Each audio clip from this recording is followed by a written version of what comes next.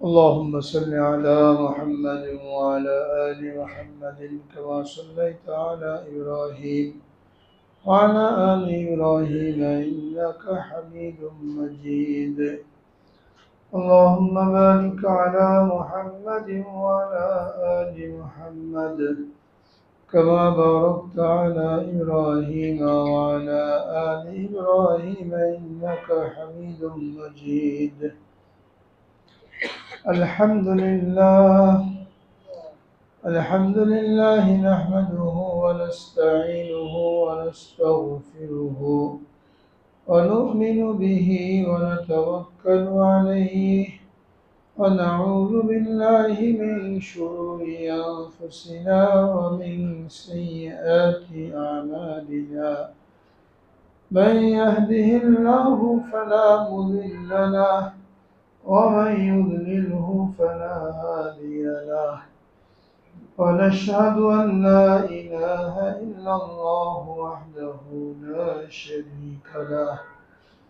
ونشهد أن سيدنا وسندنا ومولانا محمدا عبده ورسوله صلى الله تعالى عليه وعلى آله وصحبه وبارك وسلم تسليما كثيرا.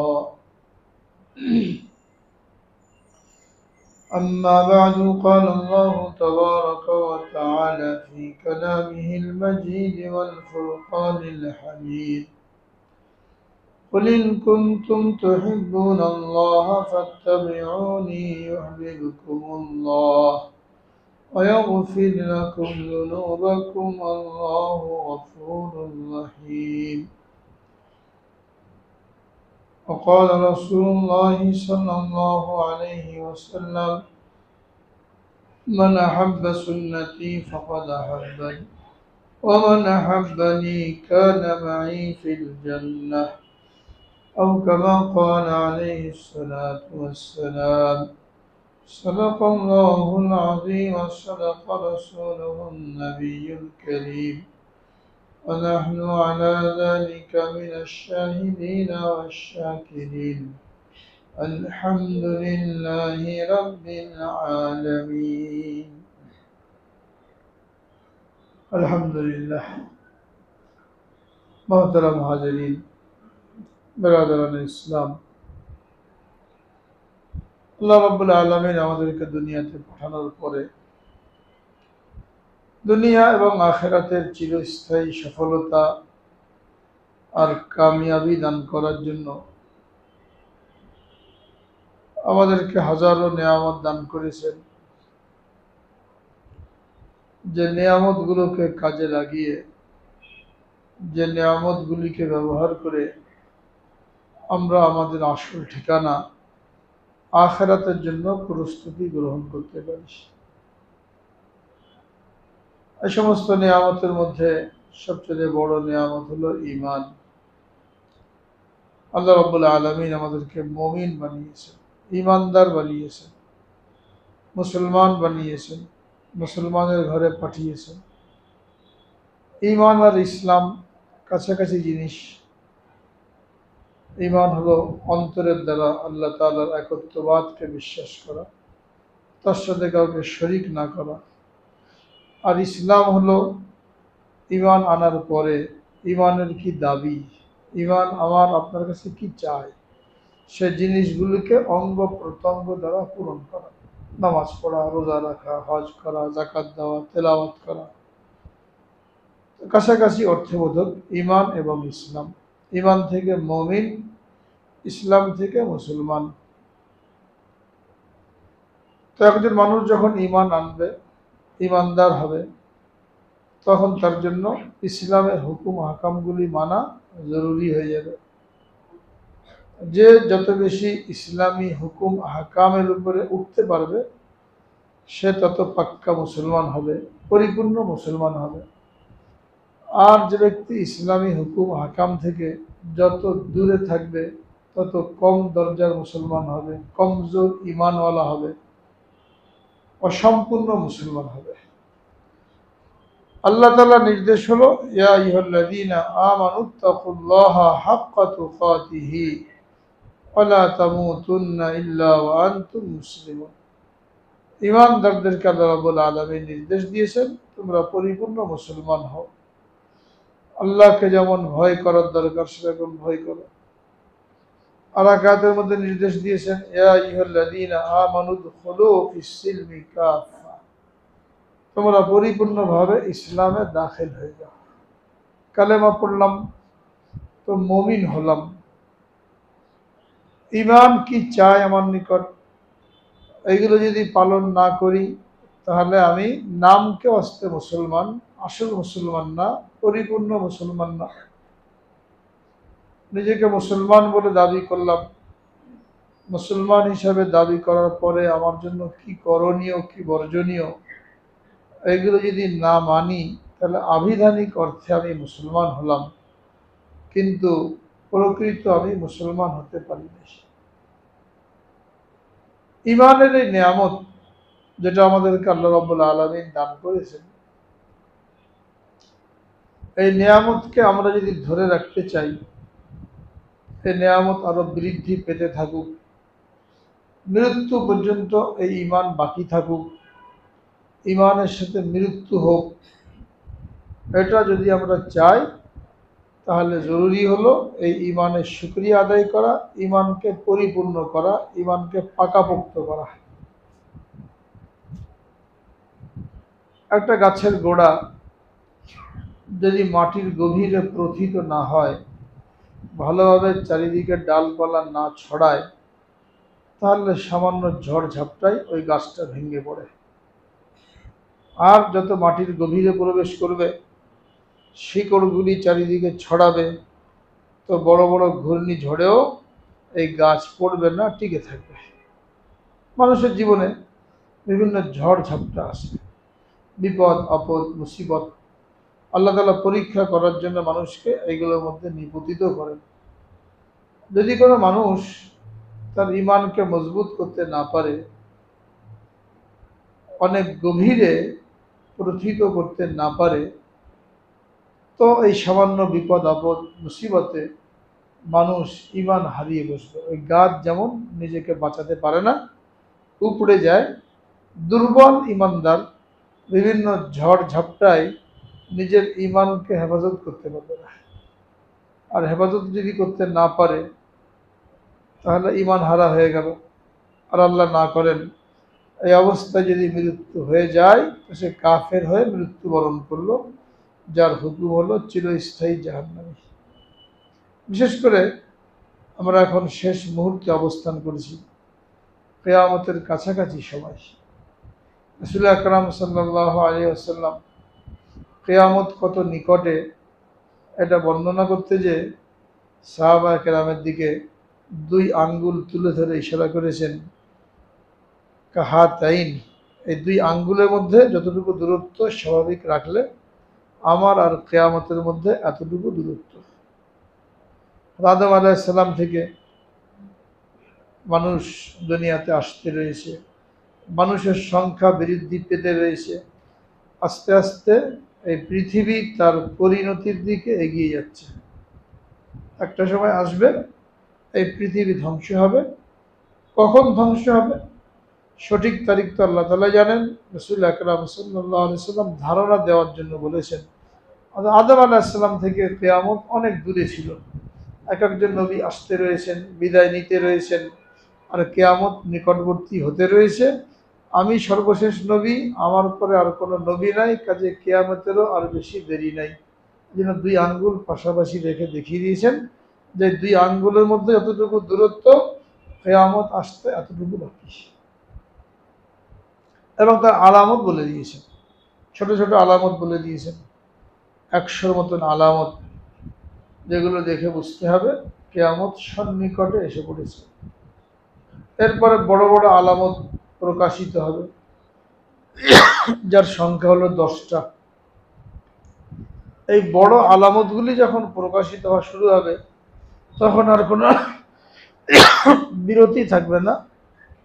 তসবিহ ছিঁড়ে গেলে যেমন দানাগুলি টপ টপ করে পড়তে থাকে, যখন এই কিয়ামতের বড় আলামতগুলি প্রকাশিত হওয়া শুরু হবে, তো একের পর এক আসতেই থাকবে, আর কোনো সুযোগ থাকবে না। এর আগে ছোট আলামতগুলি প্রকাশ পাবে।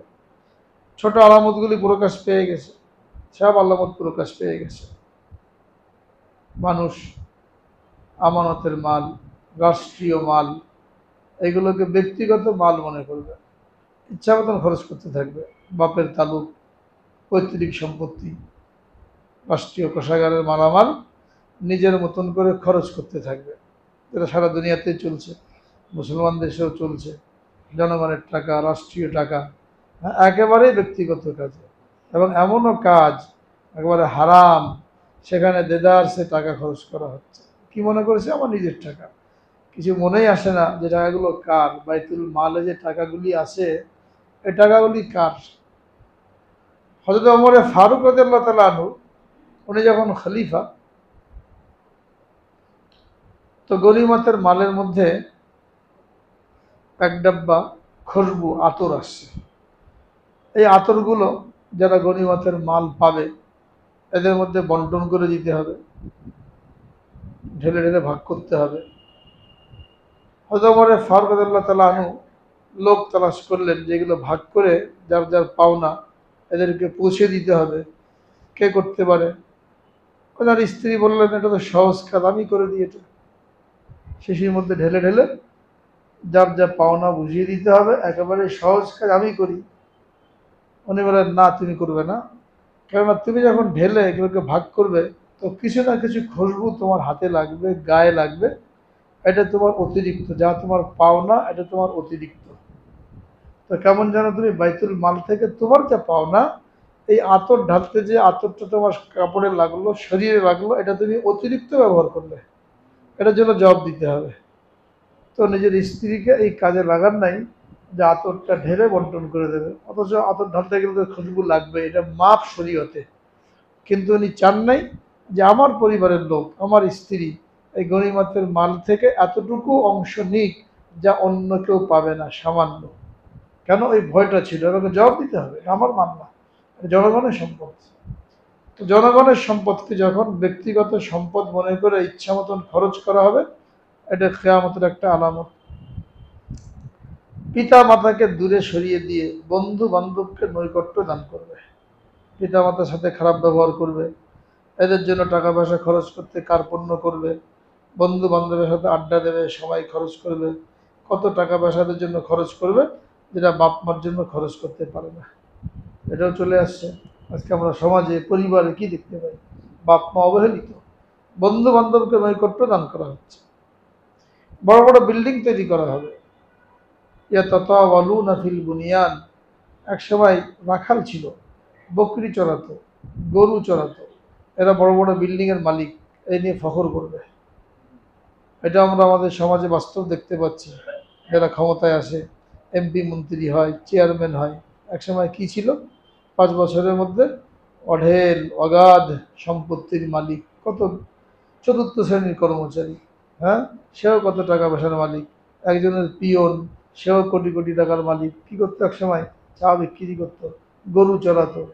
এটা বলা হয়েছে কেমন যেন রসুল আকরাম সাল্লাল্লাহু সাল্লাম নিজের চোখে দেখতে পেয়েছেন যে একটা সময় আসবে যে গরুর রাখাল, সাধারণ মানুষ, সেও বড় বড় বিল্ডিং তৈরি করে সেখানে অহংকার করবে। এই সবগুলো প্রকাশ পেয়ে গেছে। এবং নিম্ন শ্রেণীর লোকেরা ক্ষমতায় আরোহণ করবে। আন্তালিদাল আমাতু রব্বাতাহা, দাসীবাদী, এদের ঘর থেকে যারা জন্মগ্রহণ করবে, পেট থেকে, এরাই পরে ক্ষমতায় বসবে। অর্থাৎ অবৈধ সন্তান, জারজ সন্তান। আজকে দেখা যায় অনেক মানুষ বিবাহ শাদী করে, বিয়ে শাদীর ঠিক নাই, কথায় কথায় তালাক দিয়ে দেয়। বহু মানুষ বিয়ে করেছে, এই কথায় কথায় তালাক দেয়, ওই স্ত্রী আবার সংসার করে। সংসার করা মানে কি? ওখানে যা সন্তান পয়দা হবে, এগুলো জারজ সন্তান হবে। এরাই লেখাপড়া শিখে, হ্যাঁ, ডিগ্রি নিয়ে বিসিএস ক্যাডার হয়ে এরা দেশ চালাবে। তো কি হলো? ওই অবৈধ সন্তান, জারজ সন্তান, এদের বাপ মায়ের বিবাহ ঠিক ছিল না, তারাই ক্ষমতায় বসে মানুষের উপরে ক্ষমতা ছড়ি ঘোরাবে। এটাও দেখা যাচ্ছে। বেশিরভাগই তালাশ করলে দেখা যাবে বিবাহ শাদী ঠিক না, যদিও বিয়ে করেছে এক সময় আলেমের মাধ্যমে, ইজাব কবুলের মাধ্যমে, কিন্তু মশলা জানেই না কোন কথা বললে বিবাহ ভেঙে যায়, কোন কথা বললে তালাক চলে যায়। হ্যাঁ, আবার 3 তালাক দিলে যে 3 তালাকই পড়ে যায়, তাকে নিয়ে আর ঘন সংসার করা যায় না, এই সমস্ত মাসলা বহুত লোকে না জেনে বিবাসাদি করে বসে আছে। এই জন্য হাদিসে বলা হয়েছে তলাবুল ইলমি ফরিদাতুন আলা কুল্লি মুসলিম, প্রত্যেক মুসলমানের জন্য এলেম অন্বেষণ করা, এলেম অর্জন করা ফরজ। কোন এলেম? যে যে কাজ করে, যার উপরে যে জিম্মাদারি, ওই জিম্মাদারি সম্পর্কিত এলেম অর্জন করা ফরজ। যে যে কাজ করে ওই কাজ সম্পর্কিত এলেম জানা ফরজ। যে ব্যক্তি বিবাহ করতে চায় বা বিবাহ করেছে তার জন্য এই এলেমগুলো জানা ফরজ। কোন ধরনের নারীকে বিবাহ করতে হবে, তাকে কিভাবে দিনদার বানাতে হবে, সন্তান কিভাবে দিনদার হবে, সন্তানের হক কিভাবে আদায় করতে হবে, স্ত্রীর হক কি, সন্তানের হক কি, স্বামীর হক কি, এই সবগুলো জেনে তারপরে বিবাহ করবে। আর যদি না জেনে বিবাহ করে অতি দ্রুত এই হকগুলি জানতে হবে। যদি না জানে তো হক নষ্ট করতে থাকবে। আর যেটা বললাম যে তালাক হয়ে যাবে, তারপরেও জানবে না যে তালাক হয়ে গেছে, ঘর সংসার করতে থাকবে, অবৈধ সম্পর্ক চলতে থাকবে। এটাও কিয়ামতের আলামত। আনতালিদাল আমাতু রাব্বাতাহা, সুদ ব্যাপক হয়ে যাবে, সুদ থেকে কেউ বাঁচতে পারবে না। এমনকি সুদের বাতাস, হাওয়া, এটাও মানুষের গায়ে লাগবে। এই সুদকে ব্যাপক করার জন্য কত রকমের সুদি কারবার।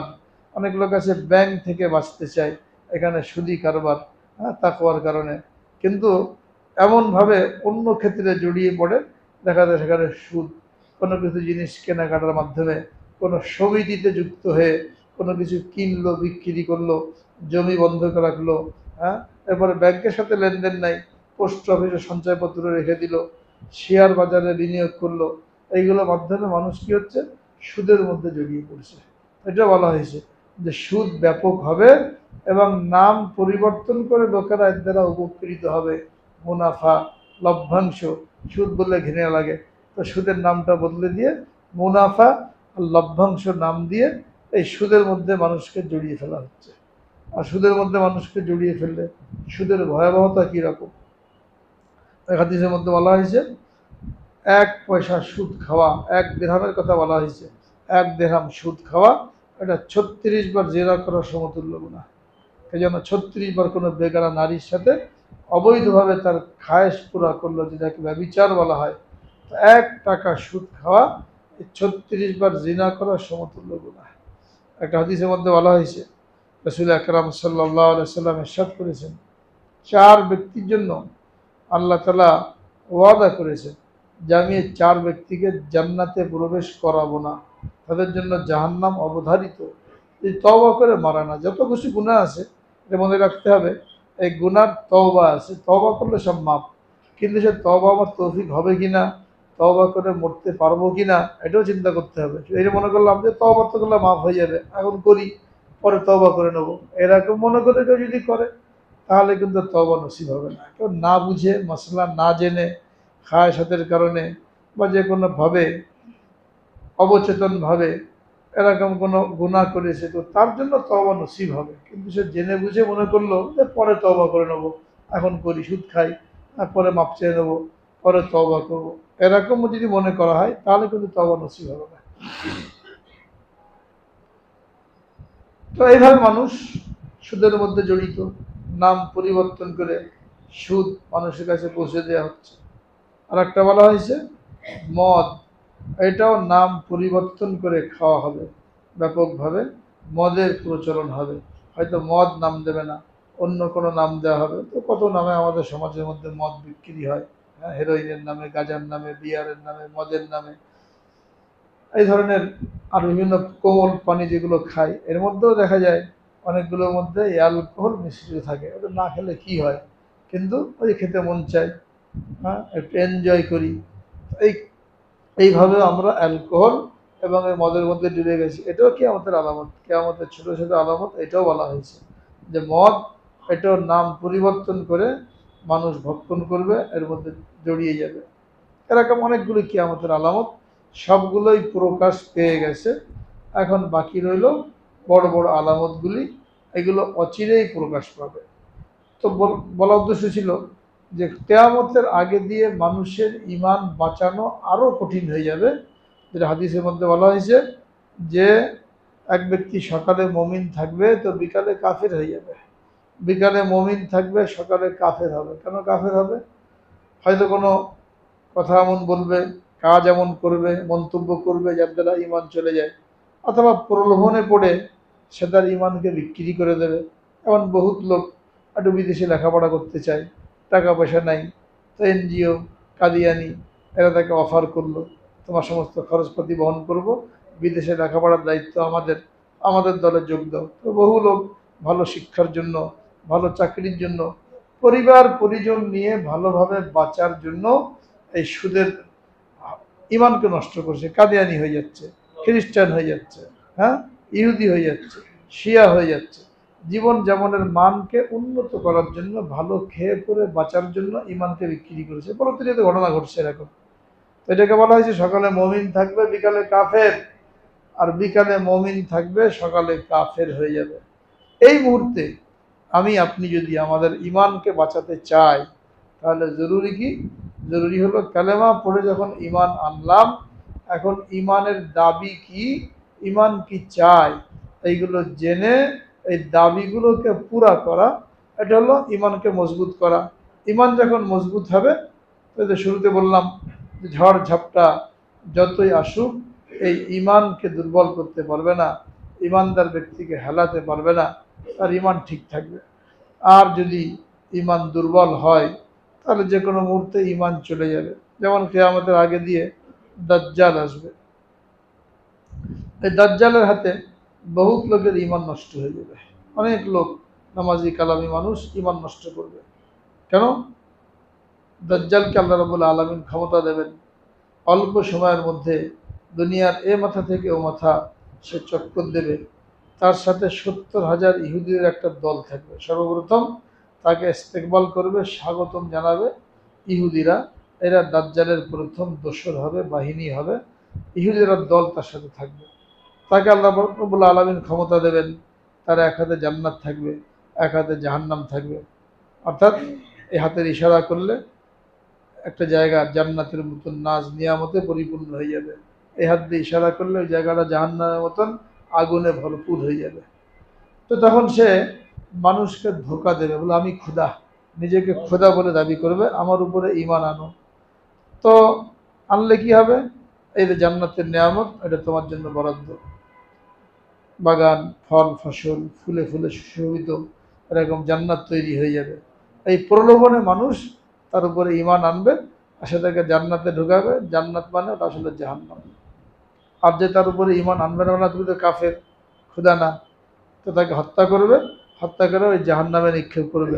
লোকেরা দেখবে জাহান্নামে ফেলা হয়েছে, তারা থেকে বাঁচতে চাইবে, কিন্তু জাহান্নাম আসলে জান্নাত। ইব্রাহিম আলাইহিস সালামের অগ্নিকুণ্ডের মতন, বাইরে থেকে কি মনে হচ্ছিল, দাউ দাউ করে আগুন জ্বলছে, কিন্তু তাকে যখন সেখানে ফেলে দেওয়া হলো, ওই যে রশিগুলো দিয়ে শরীর বাঁধা ছিল, এই রশিগুলি পুড়ে গেল, কিন্তু শরীরে কোনো পশম পড়ে নাই।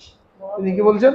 যতদিন ছিলাম, 40 দিন কিংবা 7 দিন কিংবা 3 দিন, বিভিন্ন কওল পাওয়া যায়, এই আগুনের মধ্যে, এটা আমার জন্য সবচেয়ে নিরাপদ এবং শান্তিদায়ক ছিল আগুনের বাইরের জিন্দগি থেকে। তো দাজ্জালের হাতে জাহান্নাম থাকবে, অগ্নিকুণ্ড থাকবে, ওটা দেখতে অগ্নিকুণ্ড, কিন্তু যাকে হত্যা করে, তাকে অস্বীকার করার কারণে, যাকে হত্যা করে ওখানে নিক্ষেপ করা হবে, সে কেমন যেন জান্নাতে প্রবেশ করে গেল। কিন্তু যাওয়ার পরে বুঝতে পারবে, আগে তো বুঝতে পারবে না। আগে তো আগুন, দাও দাও আগুন দেখে ভয় পেয়ে যাবে, দাজ্জালকে খোদা বলে বিশ্বাস করবে, তো ঈমান নষ্ট হয়ে যাবে। ওই সময় শুধুমাত্র মক্কা শরীফ এবং মদিনা শরীফে যারা অবস্থান করবে, তাদের ঈমান নিরাপদ থাকবে। এই দুই শহরে দাজ্জাল প্রবেশ করতে পারবে না। এর বাইরে যত শহর, নগর, বন্দর আছে, সব জায়গায় দাজ্জাল চলে যাবে এবং মানুষের ঈমান হুমকির সম্মুখীন হয়ে যাবে। শুধুমাত্র মক্কা মদিনায় প্রবেশ করতে পারবে না, এখানে ফেরেশতারা কঠিন পাহারায় থাকবে। এই ফেরেশতাদের পাহারার কারণে দাজ্জাল প্রবেশ করবে না। কিন্তু দুর্বল ঈমানদার যারা মক্কায় থাকবে, মদিনায় থাকবে, 3টা ভূমিকম্প হবে। এই ভূমিকম্প হলে, ভূমিকম্পের ভয়ে এই দুর্বল ঈমানদাররা মদিনা থেকে বেরিয়ে আসবে, এসে দাজ্জালের খপ্পরে পড়বে। আর যারা মজবুত ঈমানদার, এরা ভূমিকম্প থেকে ঘাবড়াবে না, এরা মদিনার মধ্যেই থাকবে। মদিনা হলো শুধু সুরক্ষিত দুর্গ, এখান থেকে তারা বেরোবে না। কিন্তু কমজোর ঈমানদাররা মদিনা থেকেও বেরিয়ে যাবে এবং এসে এই দাজ্জালের খপ্পরে পড়ে যাবে। ঈমান যদি মজবুত না হয়, তাহলে এইভাবে দাজ্জালের একটা ফিতনা এটা সামনে আসবে। আর এখন যে সমস্ত ফিতনা চলছে দুনিয়ার চাকচিক্য বস্তু জগৎ, এইগুলো কেমন যেন দাজ্জালের একটা নমুনা। অর্থাৎ দাজ্জাল চাকচিক্য দিয়ে জান্নাত আর জাহান্নামের লোভ আর ভয় দেখিয়ে যেমন মানুষের ঈমান নষ্ট করবে, এখন ওই দুনিয়াবি আসবাব, দুনিয়াবি শক্তি, হ্যাঁ, এইগুলোর কারণে মানুষ ঈমান হারাচ্ছে। কেউ শক্তির সামনে তার ঈমানকে হারিয়ে ফেলে, কেউ বুদ্ধিমত্তার সামনে ঈমানকে হারিয়ে ফেলে, কেউ প্রলোভনে পড়ে তার ঈমানকে হারিয়ে ফেলে। এই ঈমানকে বাঁচানোর জন্য, ঈমানকে মজবুত করতে বলা হয়েছে। রাসূল আকরাম সাল্লাল্লাহু আলাইহি ওয়াসাল্লাম ইরশাদ করেন, জাদ্দিদু ঈমানাকুম, তোমরা তোমাদের ঈমানকে নবায়ন করতে থাকো, ঈমানকে তাজা করতে থাকো। সাহাবা একরাম জিজ্ঞেস করলেন, কাইফা নুজাদ্দিদু ঈমানানা ইয়া রাসূলুল্লাহ, হে আল্লাহর রাসূল, আমরা আমাদের ঈমানকে কিভাবে মজবুত করব? নবীজি বললেন, বিকাউলি লা ইলাহা ইল্লাল্লাহ, লা ইলাহা ইল্লাল্লাহ পড়ো। এটা নিয়ে চিন্তা করো, এই পড়ার দ্বারা তুমি কি স্বীকার করেছো। একজন ব্যক্তি যখন লা ইলাহা ইল্লাল্লাহ পড়ে ঈমান আনলো, এর অর্থ হলো সে স্বীকার করলো একমাত্র আল্লাহ আমার রব, তিনি আমার মাবুদ, তিনি আমার খালেক, তিনি আমার রিজিক দাতা, তিনি আমার বিধানদাতা, তিনি আমাকে হেফাজত করনেওয়ালা, তিনি সুস্থতা দান করনেওয়ালা, তিনি অসুস্থতা দান করনেওয়ালা। এই সমস্ত জিনিসগুলিকে সে বিশ্বাস করলো লা ইলাহা ইল্লাল্লাহ বলার মাধ্যমে, কেমন যেন এগুলোকে স্বীকার করলো। এখন ঈমান আনলো কালেমা পড়ে, কিন্তু এখন প্র্যাকটিক্যালভাবে দেখা যাচ্ছে সে আল্লাহর হুকুম মতন জীবনযাপন করে না, আল্লাহর হুকুমের কোনো ধার ধারে না। তো মুখে পড়লো লা ইলাহা ইল্লাল্লাহ, মানে আল্লাহ আমার রব, আল্লাহ আমার মাবুদ, তিনি একমাত্র আমার উপাস্য, তার সামনে আমি মাথা নত করব, তার কাছে আমি হাত পাতবো, আত্মসমর্পণ করব। কিন্তু বাস্তবে দেখা যাচ্ছে তার জীবন আল্লাহর বিধান মতন চলে না, তার পরিবার আল্লাহর বিধান মতন চলে না, তার দেশ আল্লাহর বিধান মতন চলে না। অর্থাৎ মুখে কালেমা পড়লো কিন্তু কালেমার দাবি সে পুরা করছে না। রাষ্ট্রীয়ভাবে না চলুক, সে রাষ্ট্রীয়ভাবে চলবে কি চলবে না, এটা যারা রাষ্ট্র চালায় তারা জিম্মাদার হবে। আমার আপনার জন্য জরুরি হলো সহি লোক মানুষ নির্বাচন করা, তাদের মাধ্যমে দিন কায়েম হবে, ইসলাম কায়েম হবে, এরকম লোক নির্বাচন করা। আবার আধুনিক ইসলাম যারা কায়েম করতে চায়, এরকম লোককে নির্বাচন করলে তাহলে মডার্ন ইসলাম কায়েম হবে, মদিনার ইসলাম কায়েম হবে। এটা খেয়াল করতে হবে। ইসলামের কথা বললেই তাকে নির্বাচন করব, হ্যাঁ, এটা আমাকে জবাবদিহি করতে হবে। ইসলাম দুই প্রকার, এটা হলো মডার্ন ইসলাম, মডিফাইড করে এটাকে মডার্ন করে ফেলেছে। সেটা কি, বোরকা বললেই চলবে, চেহারা খোলা রাখলে কোনো অসুবিধা নেই, পর্দা হয়ে যাবে, পর্দা ফরজ, কোরআনের নির্দেশ, হাদিসের নির্দেশ। মডার্ন ইসলাম কি, একটা বোরকা পরো, চেহারা খোলা, তো তুমি পর্দাওয়ালা হয়ে গেলে। দাড়ি দূর থেকে দেখলে বোঝা যায় হ্যাঁ লোকটা দাড়ি আছে, ছোট ছোট ফ্রেঞ্চ কাট, তো তুমি দাড়িওয়ালা হয়ে গেলে, লম্বা করার দরকার নেই। এরকম অনেকগুলো জিনিস, এটা হলো মডার্ন ইসলাম। তো যারা মডার্ন ইসলাম কায়েম করতে চায়, আপনি ভোট দিয়ে এদেরকে দিয়ে দিলেন, তাহলে আর কি হবে না, আসল ইসলাম কায়েম হবে না। এই জন্য জনগণের দায়িত্ব এমন লোককে নির্বাচন করা যারা রাষ্ট্রে যে এই সঠিক ইসলাম কায়েম করবে। যারা রাষ্ট্রীয় ক্ষমতা পেল, তাদের জন্য জরুরি হলো কোরআন হাদিস মোতাবেক করা। যে যেখানে ব্যর্থ হবে বা অলসতা করবে, তাকে ওর জন্য জবাবদিহি করতে হবে। তো লা ইলাহা ইল্লাল্লাহ পড়ার মাধ্যমে যখন আমরা ঈমান আনলাম, এখন ঈমানের দাবি কি হলো, যে আমি আল্লাহ তাআলাকে বিধানদাতা, আমার রব, আমার মাবুদ, আমার উপাস্য বলে মানি। এখন আমি প্র্যাকটিক্যাল এসে আল্লাহর হুকুম মতন চললাম না, হ্যাঁ কোর্ট কাছারি চললো ইংরেজদের বানানোর নিয়ম মতন, সমাজ চললো মাতবারদের বানানোর নিয়ম মতন। অনেক সমাজ আছে, ওখানে যারা এলাকার গণ্যমান্য থাকে, এরা একটা নিয়ম বানায়, ওই নিয়ম সবাইকে মানতে হবে। ওই নিয়ম না মানলে তাকে এক ঘরে করে দেওয়া হবে। শরীয়তে কোনো ধার ধারে না। যেমন কুরবানির সময় দেখা যায় 3 ভাগ করে 1 ভাগ সমাজে দিয়ে দিতে হবে, জোর করে সমাজের লোকেরা নিয়ে আসবে, এনে একসাথে করে ওইটা আবার বিলি বন্টন করবে। সেটাতে বিধান কি, আপনার কুরবানি গোশত আপনি যাকে মন চায় দেন, যাকে মন চায় না দেন, খান, ফ্রিজে রাখেন। কিন্তু এরা জোর করে কি করে, একটা ভাগ নিয়ে চলে আসে, এনে আবার লোকদের মধ্যে বন্টন করে। এটা ক্ষমতা অধিকার দেওয়া হয়নি, হ্যাঁ, এখানে সামাজিক একটা নিয়ম তৈরি করেছে। কেউ মরে গেলে 40-এ পালন করতেই হবে, না করলে পরে লোকেরা তিরস্কার করবে, আমরা চাল ডাল দিই, রান্না বান্না করো, খিচুড়ি পাকাও। এগুলো করতে চায় না, সুন্নতের উপরে চলতে চায়। এলাকার লোকেরা চাল ডাল দিয়ে হলেও সহযোগিতা করবে, কেন, ওরা 40-এ পালন করতে হবে, একটা সামাজিক নিয়ম চলে আসছে, শরীয়তের কোনো নিয়ম নেই। এরকম অনেক ক্ষেত্রে দেখা যায় রাষ্ট্রের মধ্যে শরীয়তের নিয়ম চলে না, ইংরেজদের বানানো নিয়ম মতন চলে। সমাজের মধ্যেও সমাজের গণ্যমান্য সর্দার, মেম্বার, চেয়ারম্যান যারা আছে, এদের বানানো নিয়ম মতন চলে।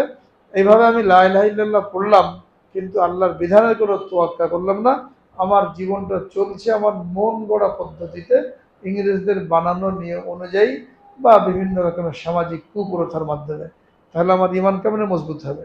ইমান মজবুত করার জন্য জরুরি হলো কালেমার দাবি কি, ইমান কি চায়, কোনটাকে নিষেধ করে, কোনটাকে করতে বলে, এগুলো তালাশ করে করে আমল করা। এইভাবে যখন আমলের মাধ্যমে ইমানটা মজবুত হবে, আমলের মাধ্যমে কিন্তু ইমান মজবুত হবে, এটা খেয়াল করতে হবে। আমলের মাধ্যমে ইমান মজবুত হবে। আমল যদি না থাকে, শুধু কালেমা পড়ে বসে থাকলাম, তাহলে এই ইমান আমার বেশি দিন টিকবে না। কেননা ইমান হলো একটা চেরাগের মতন, আমল হলো তেলের মতন। তেল যদি থাকে তো চেরাগটা জ্বলবে, তেল না থাকলে চেরাগ জ্বলবে না। আমল হলো তেল, ইমান হলো চেরাগ। আমল থাকবে তো চেরাগ জ্বলতে থাকবে, সুন্দর আলো দেবে। আমল থাকবে না, তেল কমে যাচ্ছে। ওই চেরাগ যেমন তেল কমে গেলে নিভে যায়, এক সময় ইমানটা নিভে যাবে, অর্থাৎ মৃত্যুর সময় আর কালেমা নসিব হবে না, ইমানই মৃত্যু নসিব হবে না। শুধু ইমান নিয়ে বসে থাকলে হবে না, আমলগুলো তালাশ করে করে সুন্নত তরিকা মতন করতে হবে।